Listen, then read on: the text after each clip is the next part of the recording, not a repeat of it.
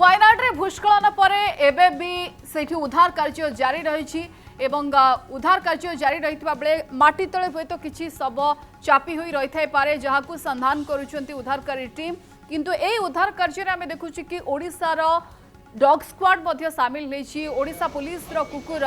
Stun मध्य सामिल नहीं Odisha police रो 5टी team जाइछंती Wayanad को सर्च ऑपरेशन में सामिल होइछंती एवं से सर्च ऑपरेशन में ओडिशार कुकुर संधानी कुकुर स्टन मध्य सामिल होइछि जोठी ए सर्च ऑपरेशन को आउटिके जोरदार करने विभिन्न राज्यर सहायता निया जाउछि एनडीआरएफ टीम सामिल होइछंती सेठी ओडिशार मध्य पुलिस रो एक टीम सामिल होइछंती एवं ए टीम रे रहिछि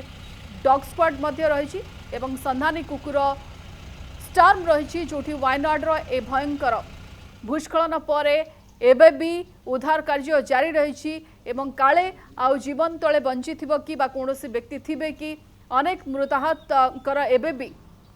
निखोज अछंती जो मानकर एबे भी संधान मिली पारुनी सेथिपाई एबे भी सर्च ऑपरेशन जारी रहितबा बेले वायनाड रो ए सर्च ऑपरेशन में एबे ओडिशा पुलिस टीम मध्य सामिल रही जोथिरे संधानी कुकुर स्टाफ भी रही। ठीक अछि।